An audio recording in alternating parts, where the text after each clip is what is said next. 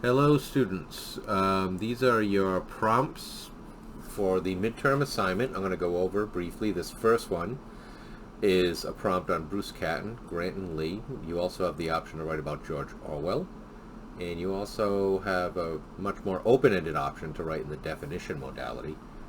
Okay, so there's Orwell as well, and there is the definition modality. More on that in a moment. So unlike the summary analysis, this really is asking you to pare down a little more, a lot more, and to do something a little more in depth, I guess. So it does involve a little summary, at least two of these prompts. Remember, you only have to pick one. But it is asking you to, add more quotes, demonstrate some knowledge of the subject, and provide some unique insight, support a thesis, and such. So the key is to follow the items on the text. Write this in your own words. I mean, you can paraphrase and use direct quotes, but you got to cite them. Okay, citations are very important. I'm seeing a few issues with some assignments. You want to be making sure you're writing the stuff in your own words, whether it's question answer or an assignment like this. So if you're not adept at citing, and I'm guessing you all have some experience at it, Purdue Owl Lab Online MLA method. Really, the best way to learn to source is all the rules are there, and parenthetical referencing is pretty much the easiest type to do. So far, most of you who are doing sources are reasonably competent at doing it, I think, from what I've seen. So anyway, so be mindful of that. You also have a Writing Center at BCC that can help you with these things. They won't write it for you, but they'll give you some feedback and tell you what you might be doing right and wrong, and or where you need some work, and so forth. So anyway, let's dig into the nitty-gritty of the assignments. Bruce Catton's famous comparative study, Grant and Lee, a study in contrast. So what you're going to do in this essay, you're going to be writing about the author in the essay. Okay, Catton was an historian, also a journalist. What were his? Don't just rewrite the essay in the summary. He compares Grant and Lee and does a nice job.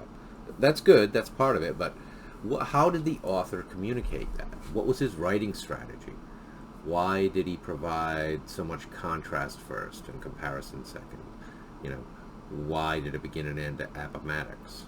Why did he manage to characterize these generals in such a sharp manner in such a short space? What kind of words did he use? Is he sympathetic to both generals?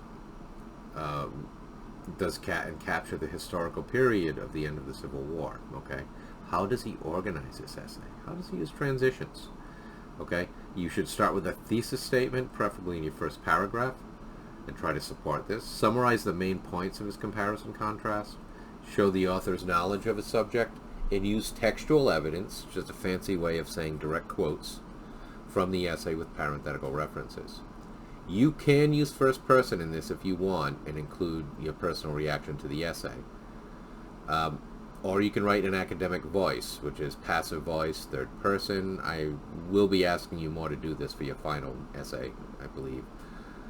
That's more the role of the sciences and writing research papers and technical reports, okay? But don't, so if you choose first person for this one, it's fine, but don't switch tones, okay? Try to open with a quote or observation. You've read a lot of authors now. They have strategies. How is it they make these essays readable? Try to employ some new strategies, okay? So make sure you do not just write a summary. I don't want to read long summaries. A good summarizer can do it in a paragraph or two, okay?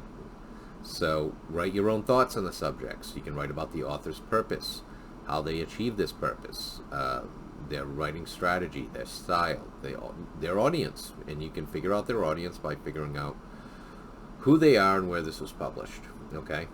So integrate quotes and paraphrases as supporting evidence for your thesis. Use MLA sourcing and consult Purdue Owl Lab Online for assistance if needed, okay? So this is 2 to 3 pages, double spaced or more, 12 font. Now remember, double space pages. If you do single, you can be writing a lot more. You can go over the length as long as you're not repeating yourself. Okay. So that's one. Now the second essay, you'll see this one is asking for 2.5 to 3 pages or more. The Orwell one, so consider that as well, but you'll know which one's going to be easier for you to write by just your familiarity with these essays and having written the question and answers to them, I imagine. So, George Orwell shooting an elephant. Orwell uses elements of narrative, causation, and description. And he also reflects on his own personal experience as a British imperial officer in Lower Burma during the early 20th century. So Orwell really manages to capture a time and place that, I know when I first read it, was almost completely alien to me. I had an idea what part of the world it was. I know a lot more about it now, but so, and I didn't have to work too hard to understand what was going on in reading that, so that's a mark of a good writer, right? So open with a thesis statement specifying your focus. For instance, will you support?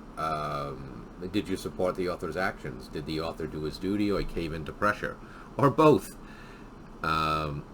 What was significant about his decision to write the story long after the experience to help him write with more clarity? Summarize the story briefly. Okay, how does he capture the time and place? Why is that epiphany in paragraph 7 so important to what he realizes? Were the details compelling and realistic? What choice words does the author use to express his powerful realization, that epiphany at the end? Does he use figurative language, transitions, this kind of thing? Use direct quotes from the text to support your thesis. Use paraphrases as well. Include your thoughts on the author's purpose. Remember, Orwell wrote this long after the fact and seems to write honestly about his motives and actions. What was his writing situation? What did he hope to accomplish by writing this? Okay, so, how do you respond to this concerning personal events in the world today? Have you witnessed face-saving situations in your life or workplace? Include examples. I mean, if certainly don't include anything you don't want to or discuss something, but some people put an interesting anecdote where they were faced with that challenge, like Orwell was, probably on a smaller scale, but maybe not. So conclude the essay with a closing paragraph. It explains what your essay does well and what you would like to fix if you had more time. You should probably do this with Cat and too, but I don't think I really asked you to, so I won't enforce that. It's a good metacognitive practice. You have to think about your writing process, okay? So use parenthetical references, quotes, etc., etc., okay? There's the page length. Use a 12 font. Don't use a big font. I'll recognize that, it'll be a shorter essay. Don't use a font that's too small either. Now this last one, definition modality. For this assignment, you'll argue about the misuse or misunderstanding of a term, much like Megan Daum does in Narcissist or Thomas Sowell does in Needs. Support a thesis about the misuse of the term and offer an example or several. Define the term and argue for its usage. Use sources such as a dictionary, or perhaps an article or personal examples also. To support the thesis, you should start with it. Offer proper definitions of any and any misuse of the term. Offer examples from real life, television, other media. Provide examples of the term's proper usage. Integrate two sources into the argument. So you've got to find some sources on your own with this one. This one's a little more challenging. Some students find it interesting, and although I can say it's more challenging, there's plenty of words out there. I've had a lot of students write words like literally, the way people use literally so much. It was literally a great film, or something like that. So irony, that's another one. But there's really loads of words you could use, like Somm and Daum and Sowell do. Okay, so do not summarize, reiterate, or discuss Daum or Sowell's essays. This is not what it's about. Create your own thesis, your own word, really your own essay, and your own idea here. So it's probably the most original assignment I'm asking you to do. So you can email me about this stuff. This is going to be due, what are we doing for time here? getting late. This is going to be due later in the week. Look at the deadlines for more info. Talk later.